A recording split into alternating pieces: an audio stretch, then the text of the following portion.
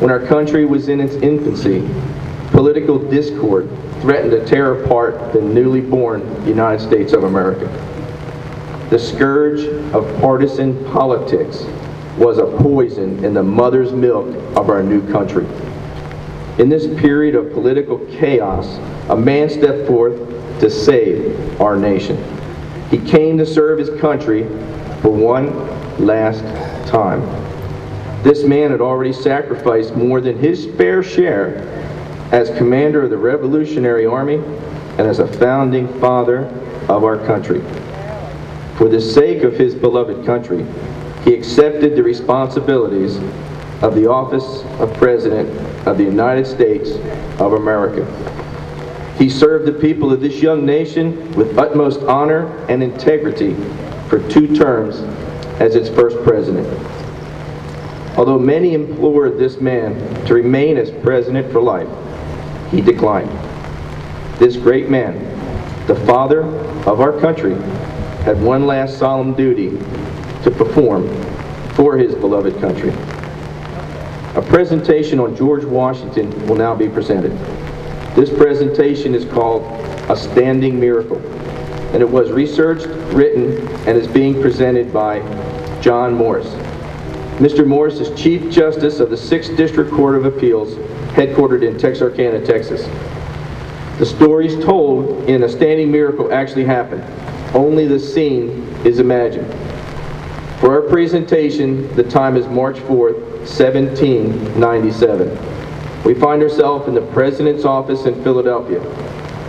John Adams is about to be inaugurated as the 2nd President under the Constitution, the first constitutional transfer of power in human history. As the last minutes of George Washington's presidency tick away, Washington delivers a vital message about freedom.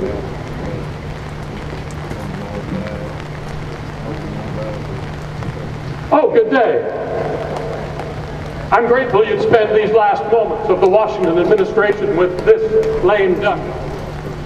The time is short, so I'll get directly to the point. Some 15 years ago, after our great victory at Yorktown, I received this foolish letter. In this, an officer in the Continental Army proposed to install me as king. What mischief? What folly? What gets into people? What would cause men to abandon the democracy they had fought and died for, and willingly accept what they had just thrown off? A king. The sorry episode worried me. But until today, I had no answer why some men cannot live with freedom. Until today. And the answer? Fear. Today, I understand that fear. You see, I'm about to step away from the helm of this ship of democracy. And I'm afraid. Afraid of what is to come. Afraid of what my fellow citizens will do with my country. But there is an abiding truth larger than any fear. And that is why I compelled your attendance here today. You must understand. You must pass the word. God gave us this country as a sacred trust. We must honor that trust by following Jesus Christ and upholding the Constitution He gave us. I know this because these eyes have witnessed the very hand of God. Every step by which we have advanced to the character of an independent nation seems to have been distinguished by some token of providential agency. These reflections are too strong in my mind to be suppressed. Therefore, as my last official act as president, I ask you to sit and listen, or stand and listen, as I review just a few examples of how God's providential agency created these United States.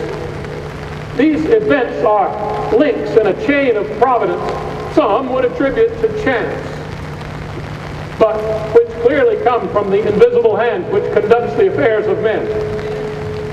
I hope you will see, no, you must see, that the singular interpositions of providence in the creation of this country have been little short of a standing miracle.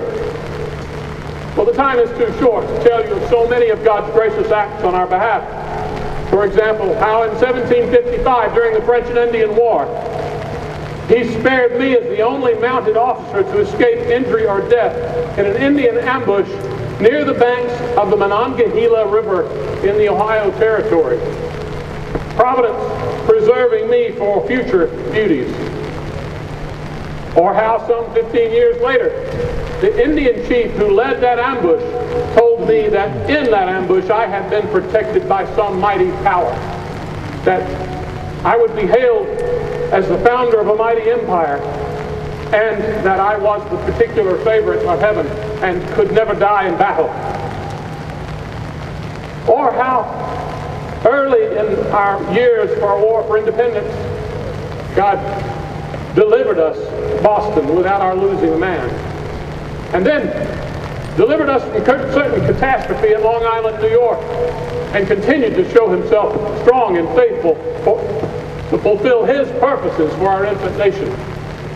But I shall tell you of 2 or 3 of the latter events in this chain of providence. First, a string of events in '81, leading up to Yorktown and the end of the war. This providential link began with our victory in the South, commanded by Daniel Morgan at the Battle of Cowpens. Now, Cornwallis was angered at this defeat and rushed his much larger force toward the Catawba River to cut off Morgan's retreat. Morgan and his men reached and crossed the river just 2 hours before Cornwallis appeared on the south bank.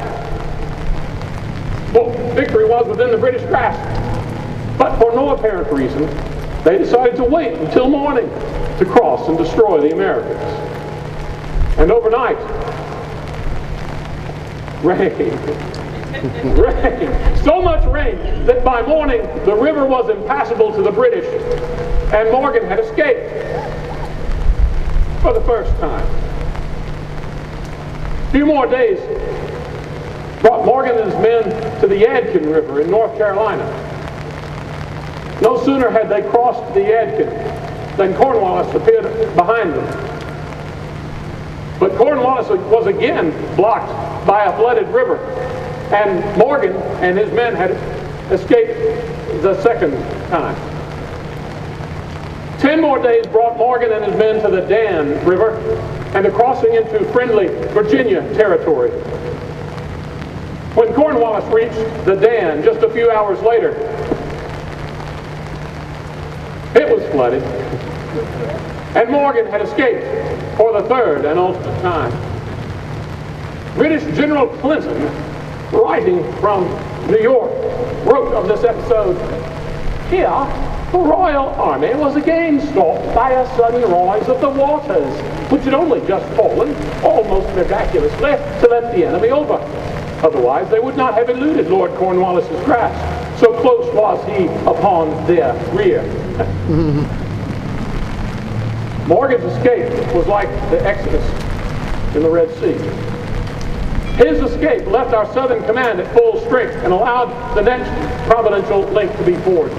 At full strength, our Southern command annoyed Cornwallis into a blunder that would cost Britain the war. In his frustration, Cornwallis moved to the fort at Yorktown. He intended to get sea transport from Yorktown to New York and join Clinton's force there. But the French fleet got to Yorktown first. When the British fleet arrived, the French got the upper hand and sent them back to New York in retreat. Meanwhile, we had force-marched our northern forces to the south and taken up positions around Yorktown. In response, and we had Cornwallis trapped against the water, the York River. In response, his lordship tried the same amphibious retreat we had used successfully in our miraculous escape from Long Island some years earlier. But the Almighty was not as kind to the British effort as he had been to ours.